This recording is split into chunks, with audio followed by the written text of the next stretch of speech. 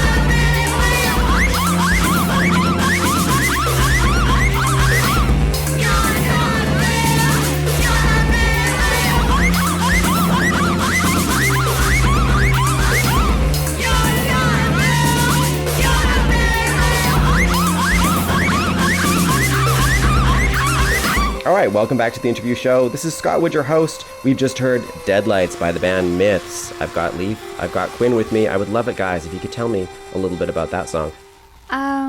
There was definitely an agreement that this song is inspired by horror movies.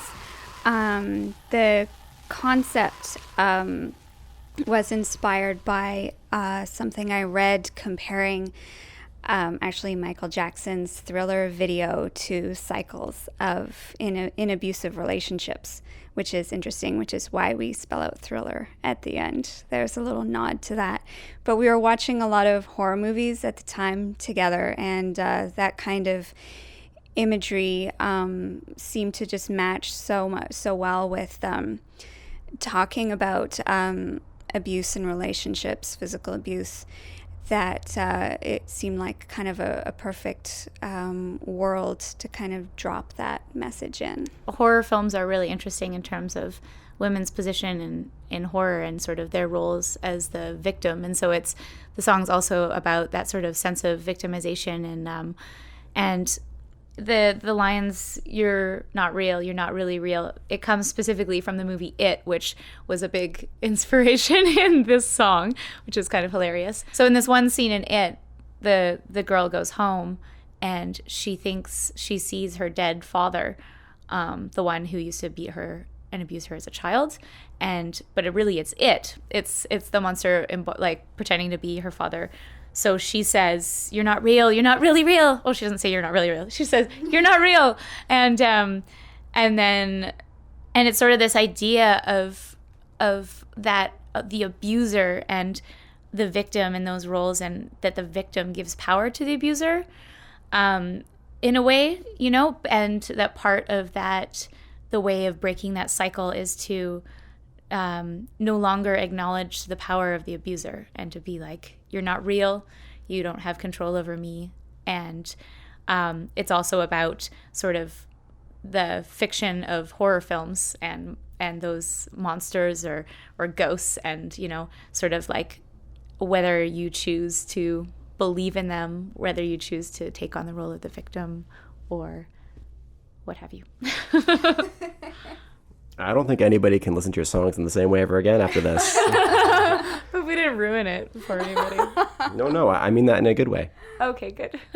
Welcome to the interview show. This is Scott Wood, your host, and I am sitting here in I'm just going to say that I'm in the recording studio of Myths. And right now beside me is the skull of a dead baby. I'm kidding. There's not. It's actually the homiest living room that I could expect. Anyways, guys, I would love it if you guys could introduce yourselves. I am Quinne. Hi, I'm Leif Hall. Great. Guys, thanks for being on the show. Myths, why did you guys decide to call yourselves that? Well, there is actually a real story behind it. Well, not a story, but more like it has particular symbolism. It's all about the idea of like taking different kinds of myths, like imaginary myths, sort of like myths within our culture, and then sort of exploring the ideas behind that and creating new myths to kind of critique the ones that we already embrace. Yeah, there's a lot of mixture of passion for politics and also a passion for fantasy and history and maybe even a little bit of psychology. So that kind of bridges the gap between those things a little bit for us. And fantasy. Fantasy. Did I not say fantasy? Did you say fantasy? I don't know. Fantasy is important. Very important. We also, in terms of myths within our society, we have like different things we talk about in different songs, but one song, like we talk about sort of the myth that as a woman you shouldn't like walk alone at night, so that it's sort of like this dangerous thing that if anything bad happens to you, you brought it upon yourself for walking alone at night, which is just sort of which is a myth, obviously. And so that sort of weaves itself into the meaning of one of our songs. Crime is the song. Cool. All right. Thanks, guys. So let's bring it a little more down to earth. And can we talk about how you guys got together as Myths? We've been friends for a really long time. I think probably one of the things that started Myths was going out dancing together a lot, and then also working on creative projects. I asked Leif if I could make costumes for one of her old bands, and she said yes. And it kind of brought us closer together and doing lots of creative projects until at one point Leif asked me if I wanted to do music with her. And I wasn't sure. I said yes. Yeah, and when we first started, it was funny because I had just started making beats on Ableton Live, but obviously they weren't like shaped into the final sound that we have now. But so when we started, we didn't have a studio or anything, and so we sat in Quinne's little living room and played them off her little miniature speakers, which don't go very loud, and then basically, in speaking voices, sang over top, quiet, sort of little whispery things, and then it just evolved and evolved until we finally got enough space that we could scream in everyone's faces. So I have to ask you, you're in a club, you guys are dancing together, and you decide all of a sudden, I want to make costumes for you. How do you ask that to somebody? I don't remember actually how it came about. When yeah. you decided to ask me to make costumes? It was for her old band Kiku Hawks, which was actually also really awesome. Yeah. Well, I was making costumes for myself at that time. Crazy things. It was a crazy band. My first band was, yes, not something for popular culture, but really interesting for like a gallery setting.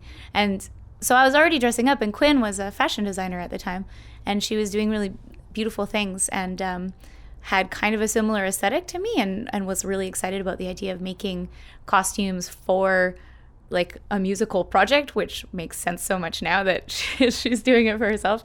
But so I remember her being like, I love your costumes. Can I make something for you? I make clothes, and that was great.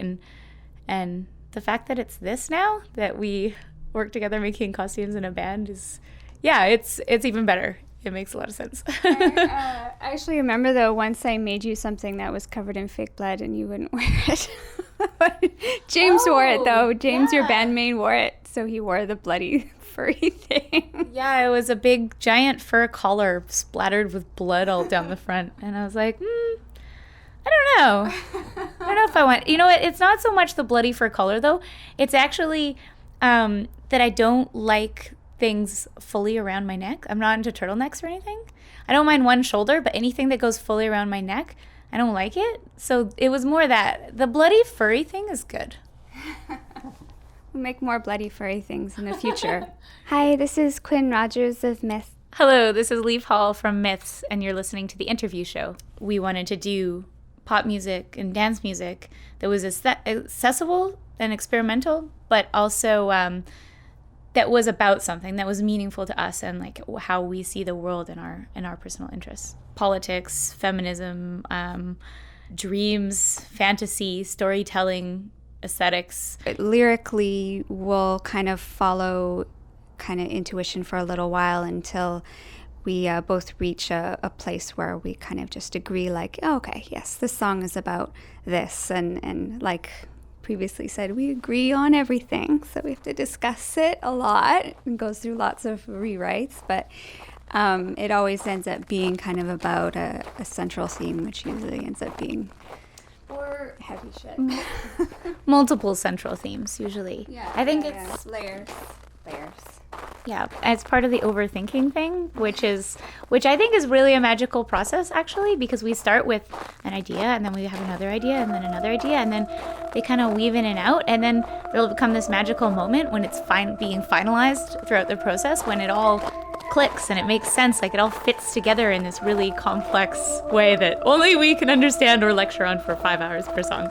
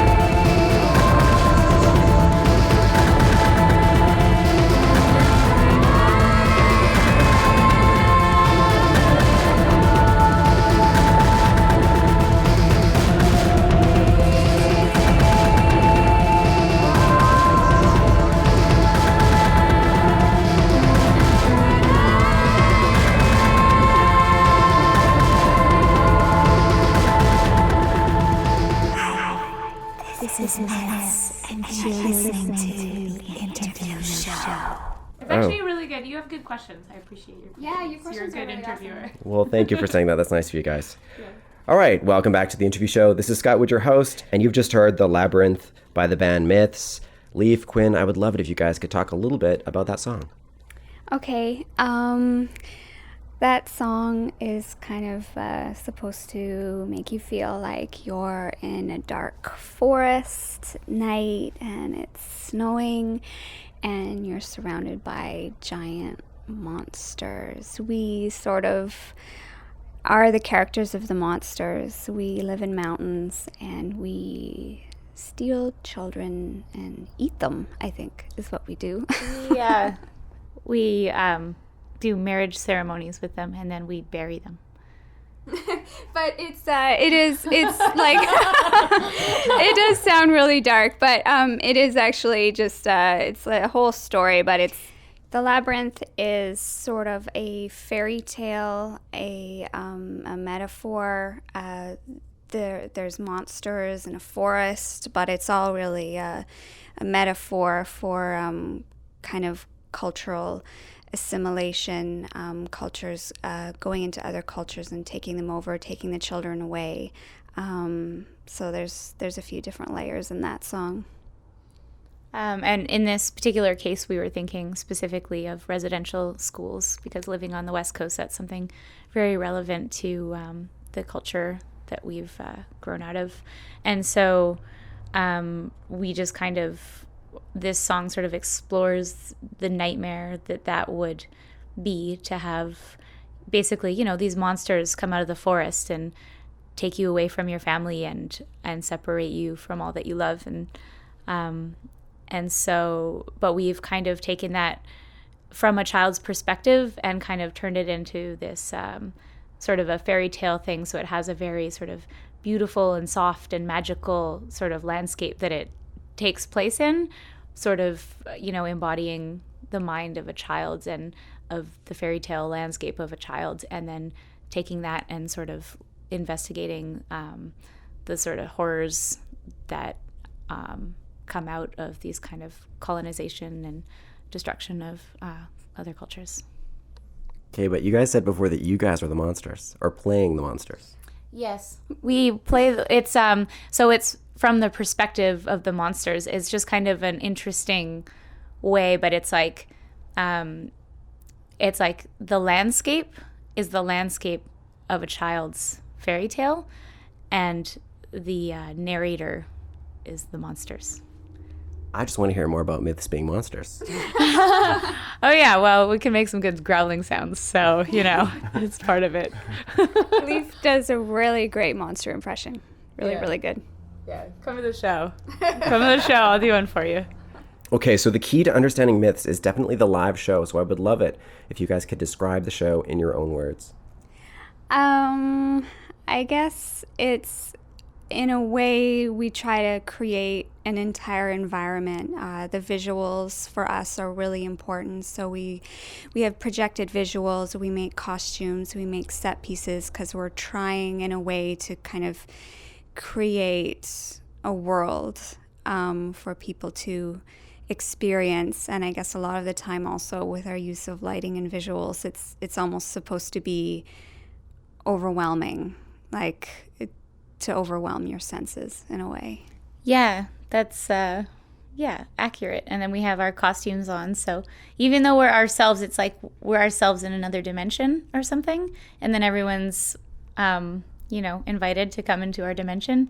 And it's a good time. It's dark and things glow, and there's neon and there's strobe lights. It's pretty fun times. It's like a contemporary goth rave or something. Okay, there's a lot of shrieking at a myth show, so I was wondering how you guys deal with voice issues. Well, we actually, that was one of the things that I probably brought along in the initial formation of the band, was because my one before, Mutators, was screaming like crazy all the time. So I already had learned sort of how to deal with that through researching various techniques on vocal warm-ups and these kind of things. So so when we first started and we realized that we were going to be screaming a lot, then I kind of shared some of these warm-ups. So before shows, we're totally obnoxious and we make all kinds of weird sounds together and save our voices that way. Can you guys do one for me now? No. No. Shucks. You got one. Yeah. All right. Thanks for that. I appreciate that. Leif, Quinne, thank you very much for being on the show. Myths, I would love it if you could pick one track and talk a little bit about it as we bring up the music. Oh, but we have to discuss what track. Prison Portraits? Sure. Okay. Oh, well, this actually fits perfectly in the theme of what we're talking about, what we've been talking about, so that's good. I only picked Prison Portraits because I think it's, like, one of the most... I just like that song. And, it's the one that gets you going in the morning. But it's actually, the song is about female identity in the music industry and sort of how women have sort of been used as a lot of times, especially like in the pop world, as these kind of, as the image of the band, not as the musicians, not as the sort of creative driving force behind the music, but as, the model for the music. And so we play with that idea on that, and so the chorus is, if you know the song, it's an original. And so it's about making original music and being a woman and being like, hell yeah, that's my beat. I made it. Yep, that's right. Oh yeah, that line came from people coming up to us after shows and asking us who made our beats, which pissed us off to no end. Because it's like, why do you assume that we didn't make it? Why are you assuming that somebody else did? We make all of our beats. Nobody else does at all. All right, so we've got Myths. Oh, sorry, what was the name of the song? Prison Portraits. Thanks for being on the show. Thanks so much. Thanks, Scott. Hi, this is Myths, and you're listening to the Interview Show.